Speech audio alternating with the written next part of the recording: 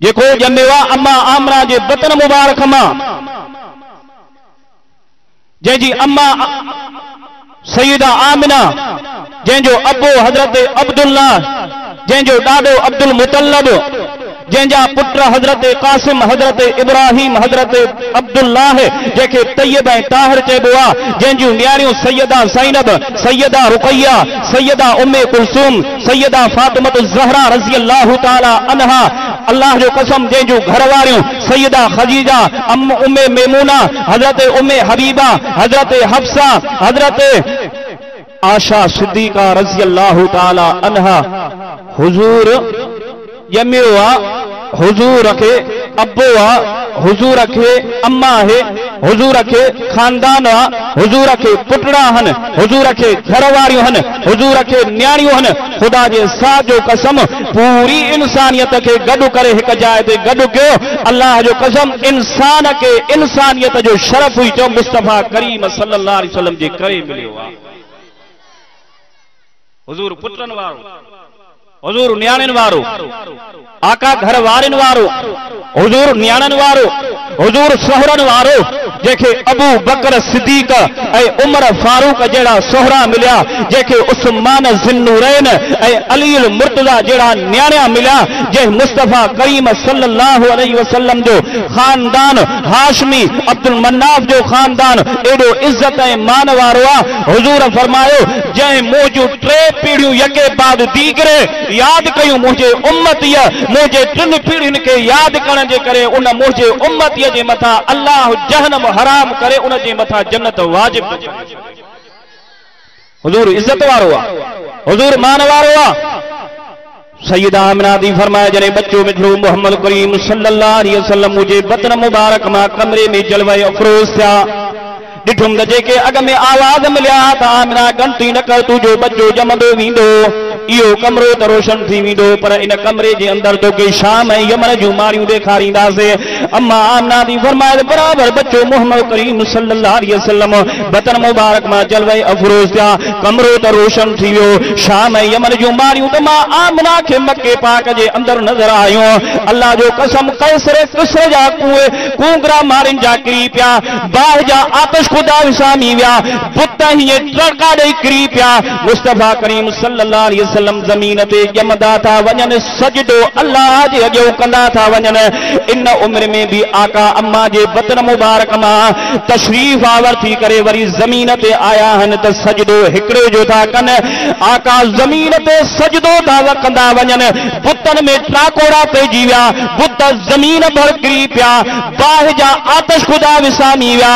आवाज़ आयो त अॼु मुंहिंजो महबूब मिठड़ो मोहम्मद करीम सल्लल्लाहु अलैहि वसल्लम दुनिया में अची चुको आहे। आका जे विलादत खां बाद, आका जे तशरीफ आवरीअ खां बाद, आका जे अचण खां बाद में हाणे दुनिया जे अंदरि बाहि जी इबादत न थींदी, बुतनि जी इबादत न थींदी, पाणीअ जी इबादत न थींदी, सिज चंड जी इबादत न थींदी, ओ गैरुल्लाह जी इबादत करण वारो अॼु ऐलान थो थिए त दुनिया जे अंदरि मुस्तफ़ा अची चुको आहे। हुजूर खां बाद जेकॾहिं सजदो ऐं रुकू थींदो त अल्लाह वहदहु ला शरीक लहू हिकिड़े अल्लाह जो थींदो। मुस्तफ़ा करीम सल्लल्लाहु अलैहि वसल्लम ॼमंदा विया। अम्मा दी फरमाए त दाईअ चयो त भला आका करीम सल्लल्लाहु अलैहि वसल्लम खे वेंजाण जो इंतज़ाम थे, सफ़ाईअ जो इहतिमाम थे, हार श्रृंगार कराइण जो बच्चे खे इहतिमाम थे।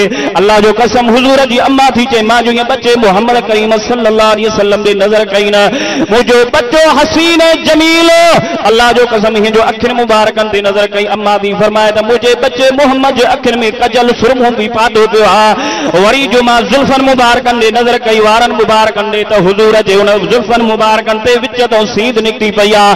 मां जो त भला बच्चे खे ॾिसां त खुतनो मुबारक थियल आहे न, हीअं जो नज़र कई सी त आका जो खुतनो मुबारक बि थियल आहे। अजीब अंदाज़ आहे, दुनिया जे अंदरि बच्चा ॼमंदा आहिनि पर हुजूर जो ॼमण बि निरालो आहे। आवाज़ आयो त ओ मोहम्मद जी अम्मा, हे मामूली बच्चो त न आहे जेके दुनिया जूं दायूं सिंगार कराए सघनि।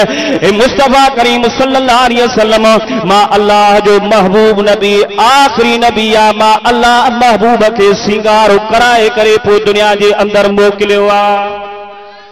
ए उहो मुस्तफ़ा करीम सल्लल्लाहु अलैहि वसल्लम अल्लाह जो कसम जंहिंजे मथों जेको कलमो पढ़ी करे आकाए करीम सल्लल्लाहु अलैहि वसल्लम जी ज़ियारत ऐं दीदार करे उनखे सहाबी चइबो आहे। जेको सहाबी मुस्तफ़ा जो दीदार करे उनखे जन्नती चइबो आहे। जंहिं सहाबी आका जो दीदार को ज़ियारत कई न कलमो पढ़े अल्लाह जो कसम सहाबा जी फेरिस्त में अची वियो उहो जन्नती बणिजी वियो। उन सहाबा मां पहिरियों हज़रत अबू बकर सिद्दीक़ रज़ियल्लाहु ताला अन्हु जै मुस्तफ़ा करीम सल्लल्लाहु अलैहि वसल्लम जे ज़ाते गिरामी जे मथा कलमो पढ़ी करे मुसलमान थियो। ए अबू बकर सिद्दीक़ अञा मुसलमान न थियो आहे। मक्के जे बाज़ार में 11 दुकान आहिनि।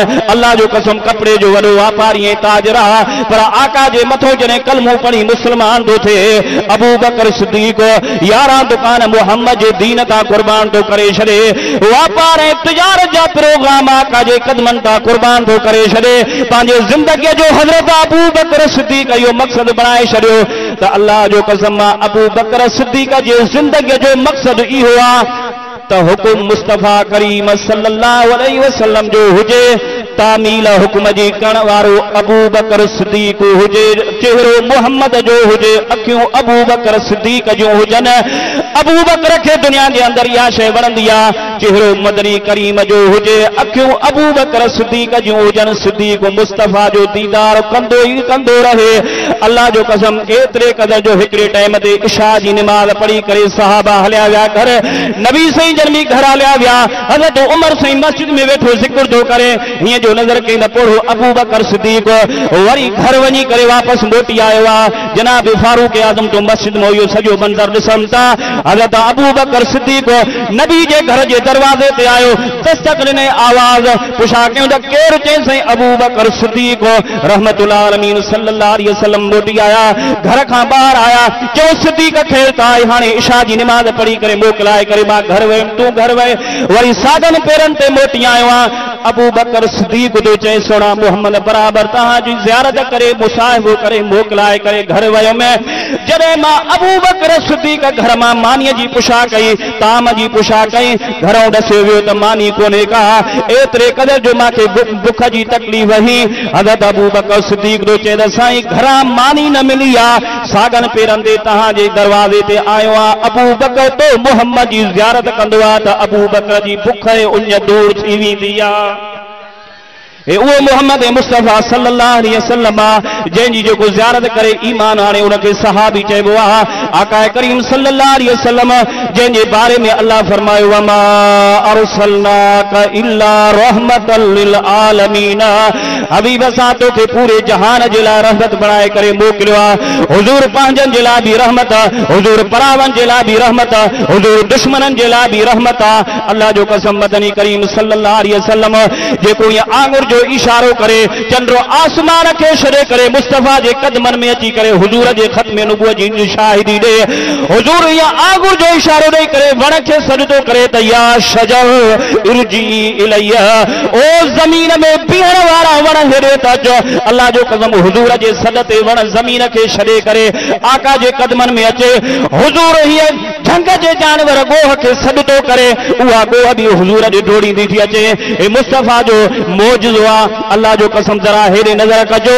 मां बस आख़िरी मारूदात बयान करे पंहिंजे बयान खे पूरो थो कयां छो जो बुज़ुर्ग कुल पुॼी विया आहिनि। आका करीम सल्लल्लाहु अलैहि वसल्लम जा मौजूदात ॾिसो न। यहूदिया टुबड़े में झंग जो जानवर फासायो आहे जंहिंखे गोह चइबो आहे न। यहूदी इहा स्कीम खणी आयो त वञी करे मदनी करीम सल्लल्लाहु अलैहि वसल्लम जे अॻियां अहिड़ो मुतालबो कयां जेको हुज़ूर पूरो न करे सघनि न। उन काफ़िर खे ख़बर न हुई त अल्लाह जो कसम हुज़ूर पंहिंजे तरफ़ों फैसला काथे कंदो आहे।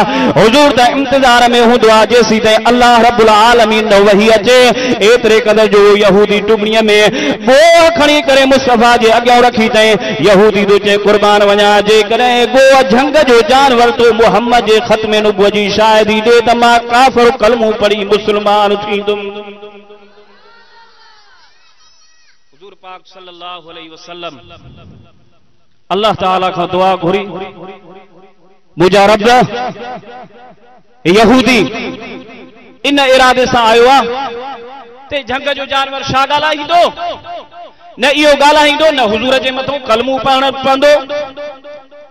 मुझा अल्लाह मां मुस्तफ़ा दुआ थो घुराइंद इन टाइम ते भी मां महबूब जी दुआ के कबूल करे मुझी बदल कजाइन जंग जे जानवर को भी मां मोहम्मद जे खत्म नबुवत जी शाहिदी ॼाणाए जाए। ओ कादिर वस ॻोठ जे न पिडाल में वेह वारो ओड़े पारे को आयल मुझा सुंदरा साहिब बिरोई साहिब किहर साहिब अल्लाह जो कसम जे करे तोखे पूरे साल के अंदर नबी सही जी सीरत न बुधी थी आका जो शान न बुधो थी ऐं बता तुझो ज़हन इहो हुजे त मदनी करीम सल्लल्लाहु अलैहि वसल्लम के न मञण वारा हन अल्लाह जो कसम अचो अज ज़िद्दियत कढी करे सरकशी कढी करे तकब्बुर ऐं वॾाई वारी चादर पोइ ते उछले करे आजिज़ी ऐं इंकिसारी दा गोॾा भञी करे अल्लाह जो क़ुरान अदब सां ॿुधण तुंहिंजो कम आहे। महबूब जी सीरत के बयान करण उलमाए हक़ जो कम आहे। इंशाअल्लाह जेकॾहिं ज़िद्दत कढी करे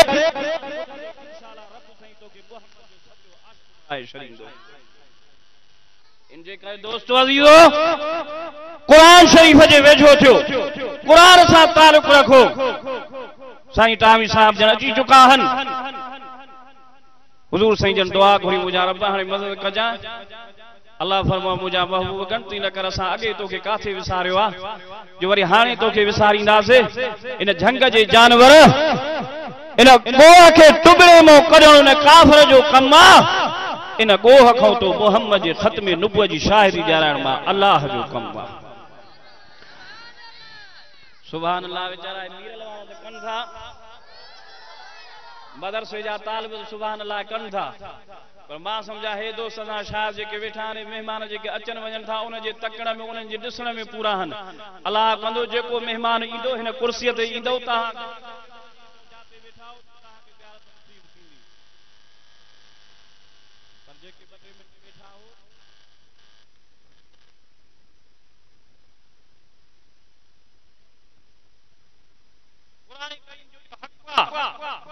जॾहिं भी कुरान करीम पढ़ियो वञे त इत्मीनान सां तवज्जे सां कुरान खे ॿुधो वञे।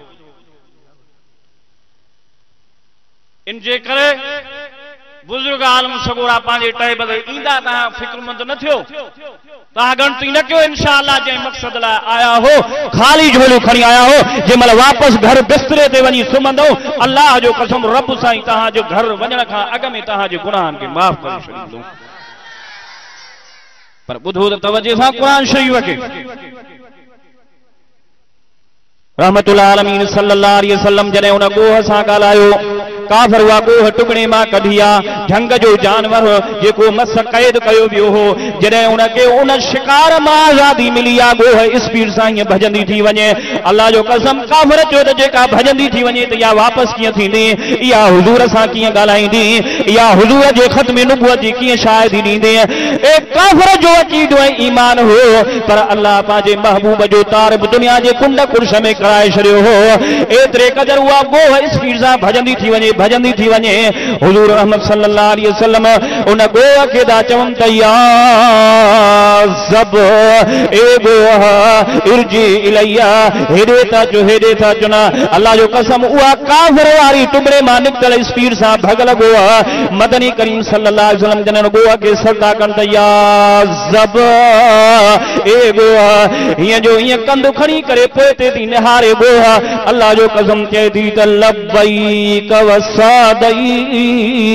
या रसूल अल्लाह के अल्लाह जा रसूल मां हाज़िर भजंदी थी अचे डोड़ंदी थी अचे डुकंदी थी अचे मदनी करीम सल्लल्लाहु अलैहि वसल्लम जे कदमनि मुबारकनि में अचे वेठी आहे पर ईअं वेठी त आकर सां न वेठी गुरूर सां न वेठी तकब्बुर सां न वेठी कद मथे करे न वेठी आज जीअं इंतशारी पंहिंजे वजूद में पैदा करे उन झंग जे जानवर गोह जे अखिर मां बि पाणी थो वहे सईं कुशादा कनि त मन अन ओ गोह सुञाणे थी त मां केरु आहियां ॿुधाए त सयूं न त हे जेको खणी आयो थी बंदि करे हिनखे बि ख़बर पए न अल्लाह जो कसम झंग जो जानवर रहमत आलम सल्लल्लाहु अलैहि वसल्लम सां अरबी ज़ुबान जे अंदर फसीह ऐं बलीग अंदाज जे अंदर उहा झंग जी जानवर गोह बि थी चए त अल्लाह जो कसम उहा गोह बि मुस्तफ़ा करीम सल्लल्लाहु अलैहि वसल्लम जे ख़त्म नबुवत जी शाहिदी थी चए थी त हाओ सही मां तव्हांखे सुञाणियां थी त अंत रसूल अल्लाह व खातमन नबिय्यीन।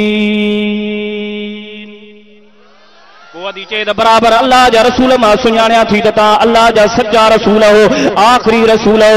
हुजूर उन यहूदी ने तकियो आ न, चे पुट भला अञा वधीक तुंहिंजो कहिड़ो मुतालबो आहे? चए थो त कुर्बान वञा, ॿियो को बि मुतालबो कोन्हे को।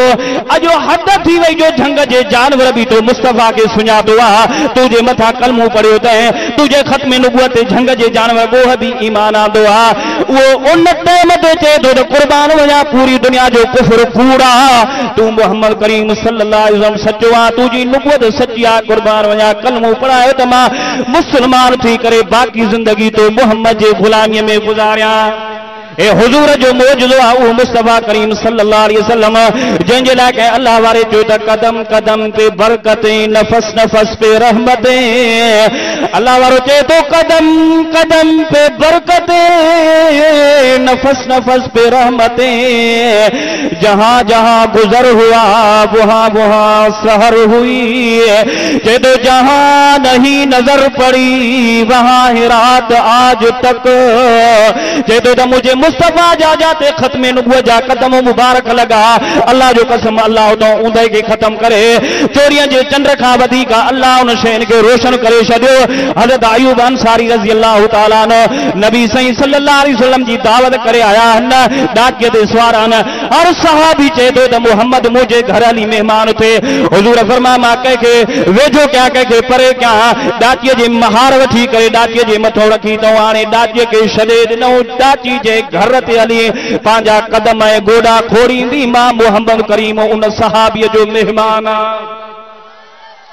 हज़रत अयूब अंसारी तो फरमाए ॾाढी दिली तमन्ना ही त नबी मुझे घर में अचे मेहमान थे। हिजरत जे मौके ते हज़रत अयूब अंसारी रज़ी अल्लाह तआला अन्हु इंतजार में हो। हुजूर डाकिए जी महारत डाकिए जे मथा रखी आ। उहा डाकी खुदा जे साथ जो कसम हज़रत अयूब अंसारी रज़ी अल्लाह तआला अन्हु जे दरो दीवार ते अचे पुॼी आ। इहो अयूब अंसारी आ जेको ख़ुशीअ में न पियो मापे। अल्लाह जो कसम सुनो, मोहम्मद अचे उते मेहमान थियो आ। अयूब सहाबी जी दावत खाधी अथऊं। हुजूर रहमत वारा हथ मथे कया, मुंहिंजा अल्लाह अयूब जे घर में बरकत फरमा, अयूब जे घर में बरकत अता फरमा। आवाज़ आयो मुंहिंजा महबूब, असां तुंहिंजी अयूब जे हक़ में दुआ क़बूल कई आहे, क़यामत में अयूब जे घर में खोट न ईंदी। हे मुस्तफ़ा जो मौजूदो आहे। जंग अहज़ाब जे मौके ते साईं जन 1500 सहाबी गॾु वथियूं आया। एतिरे क़दर बुख ऐं तकलीफ़ जो सहाबा हिकिड़ी जाइ ते पड़ाव रखियो, हिकिड़ी जाइ ते तरसिया। जॾहिं कुछ टाइम गुज़रियो तो सहाबियूं सगोरन पांजे पेट तो चोलो मथे करे साईं जन के ॾेखार, साईं एडी बुखा जो बुख जे करे पेट वही पुठीअ सां लॻो आहे, पत्थर ॿधी छॾिया आहिनि बुख खे उलझाइण जे लाइ। सहाबा किराम जो इहा कार्रवाई ॾेखारी तो साईं जन पांजे सहाबा ऐं मुरीदन जी हौसला अफ़ज़ाई करण जे लाइ ख़त्म नबूवत वारो जुम्बो मुबारक जो मथे कयो। तो मुरीदन जे मुर्शिद मिलते मोहम्मद करीम सल्लल्लाहु अलैहि वसल्लम जे बतन मुबारक सां डबल पत्थर बुख जे करे ॿधा पिया। सहाबा जो ईमान अञा वधी वियो। तो जॾहिं साईं जन खे डबल बुख जे करे ॿ पत्थर ॿधा पिया आहिनि त हज़रत जाबिर सहाबी नबी साईं जो सहाबी आहे। जाबिर नबी जे पेट मुबारक सां बुख जे करे ॿ पत्थर ॾिसी करे जाबिर बेहोश थी वियो। नबी साईं जन जाबिर जे मथो अची करे नुबुवत वारो हथ मुबारक घुमायो। जाबिर सही होश में आया। जाबिर ख़ैर आयशा जे करे बेहोश थी वई। कुर्बान वञा बुख जे करे तो मोहम्मद जे पेट मुबारक सां डबल ॿ पत्थर ॾिसी करे मां जाबिर जे मथां एतिरे करे लर्ज़ो तारी थी वियो जो मां बेहोश थी वियुमि। कुर्बान वञा हाणे होश में आयो आहे। मुंहिंजी दिली तमन्ना ऐं आरज़ू आहे त तव्हां हली करे मां जाबिर जे दरो दीवार ते महिमान थियो त मां तव्हांजी दावत कयां। मुंहिंजे दरो दीवार ते हली मुंहिंजी दावत खायो। नबी साईं जन फरमाया पुट केतिरा माण्हू हुजनि सही तव्हां जो कुछ सहाबी तहां सां गॾु हुजनि। पाण फरमाओ जाबिर तूं हल इंतजाम कर, मां इजो लौलाक जो नबी मोहम्मद करीम तो जाबिर जो अचे मेहमान तो थिया। अज मुबारक हुजे हाफिज़ धनी बख्श साहब खे, मुबारक हुजे बहादुर साहब खे, मुबारक हुजे इन गोठ वारन खे जो तहां में खुश नसीब हो जो हक जा आलिम कुरान जा हाफिज़ ऐं कारी नेक सालिह बुजुर्ग जे तहां जा मेहमान थिया आहिनि। तहां भी मुबारकबाद जे लाइक़ हो। पर दुनिया जा आलिम, दुनिया जा हाफिज़ ऐं कारी, मुजद्दिद ऐं सहाबी ऐं अकाबिर सहाबा जे कदमन ता कुर्बान क्या वर दुनिया जा सहाबी अल्लाह जो कसम मुस्तफा जे कदमन तो कुर्बान आओ जाबिर तू भी खुश नसीब जो नबी सही तुझो अचे मेहमान थे रहमतुल आलमीन सल्लल्लाहु अलैहि वसल्लम तुझे दरो दीवार तो चे मेहमान थे। हज़रत जाबिर नबी सही का मोकलाए करे घर आया, घरवारी के चोंडे तो खबर भला घर में का ताकत जे शाम से लो आ चई नबी सही के बुख जे करे पेट मुबारक सा ब पत्थर ॾिसी आयो आ, बेहोश थी ॾिसी न पियो सका, मां महबूब जे ज़ात गिरामी जी दावत झले आयो आ।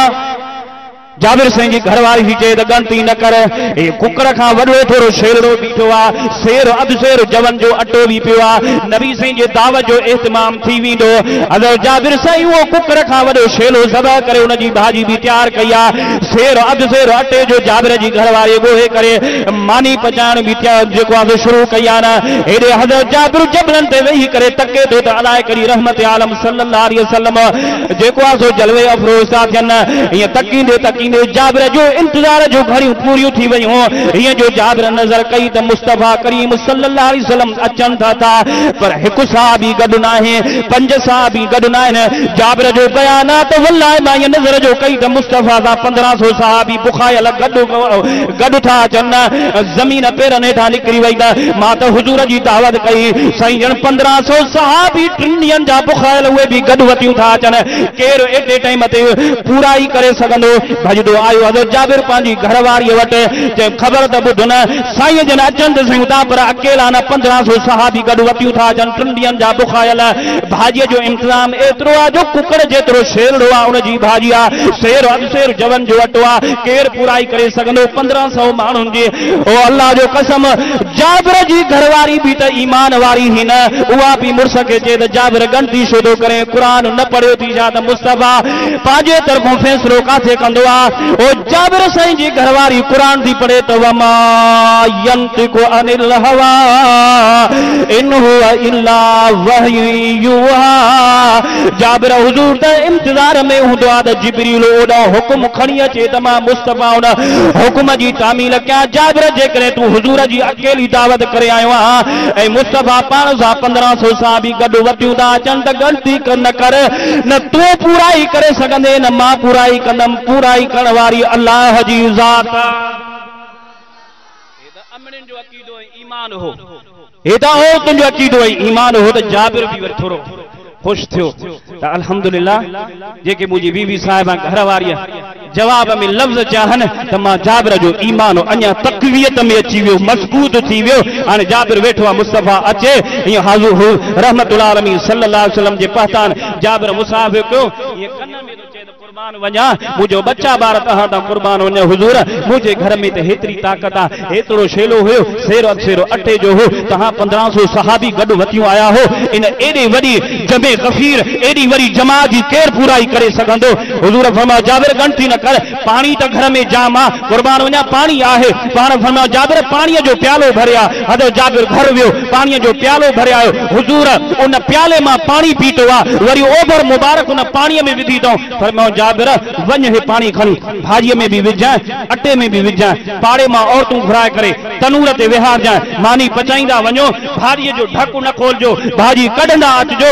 अल्लाह जो कसम जाबिर गणती न कर, मां अल्लाह खां दुआ घुरी आहे, तबारकल्लज़ी बियदिहिल मुल्क व हुवा अला कुल्लि शैइन क़दीर, उहा बरकत वारी ज़ात अल्लाह जी आहे। मुंहिंजा रब अॼु जाबिर जे रिज़्क़ में बरकत विझाए, जाबिर गणती न कर, न तूं पूराई कंदे न मां, रिज़्क़ में बरकत विझण वारी अल्लाह जी ज़ात। हज़रत जाबिर वो पानी जो खणी आयो, भाॼीअ में भी विधई, अटे में भी विधई, औरतूं मानी पचाइण ते वेठियूं, सहाबा हीअं वेठा आहिनि, दस्तरख़्वान जी सूरत जे अंदर 1500 सहाबी वेठा आहिनि। हज़रत जाबिर बोड़ भी खणंदो थो अचे, मानी भी खणंदो थो अचे, सहाबा मानी खाईंदा था वञनि, हुजूर मानी नोश्ता फरमाइनि, सभु सहाबा मानी खाई विया, हुजूर मानी खाई करे ढो कई। हज़रत जाबिर सामान खणी घर वियो, पाण फरमायो जाबिर वञ घर जो हाल त ॾिसी आ, छा पोज़ीशन आहे भाॼी ऐं मानीअ जी। जाबिर तो फरमाए वल्लाह मां जाबिर के कसम अल्लाह जी ज़ात जो जे रब जे कब्ज़े कुदरत में मां जाबिर जी जाना अचे करे जने मां अटे जे मथा लटो लाए करे ॾिठो अटो भी उहे पियो भाजी जो ढक लाए करे जो ॾिठम भाजी भी उहे पई अल्लाह जो कसम बीबी साहिबा भी जे जाबिर परेशान पियो थे 1500 सहाबी अजु जे करे 1 लख माण्हू हुजन मानी खाई ढो करे वञना पर हिन मानीअ में खोट न अचे। हुजूर फरमाया जाबिर पुत्र ॾाढो गरीब है मिस्कीन यो नंढड़ो शेरड़ो घर में हुई वो भी सभा करे जो काज़ मुझे न जान सारन के मुझे गुलामन के मुझे सहाबिन के खाराई जाबिर जे दस्तरखान दे हलड़ा पिया न इन शेले जा ये हजड़ा तो मेड़िया हज़रत जाबिर जो फरमाए तो वे मां दस्तरखान दा शेले जा हजड़ा मेड़े करे कढो क्या हुजूर दुआ घुरी मुंहिंजा रब इन शेले जो वजूद ही न हो इन के पैदा करण वारो भी तू वरी खत्म थी वा तुझे अॻियों त का देरी कोन्हे का अल्लाह वरी इन शेले के पैदा कर हुजूर दुआ घुरी अल्लाह जो कसम हडन मां वो शेलो तैयार थी वियो जाबिर शेलो घर काए वञ मां दुआ घुरिया क़यामत जे सुबुह ताईं तू जाबिर जी रिज़्क में का कमी न ईंदी।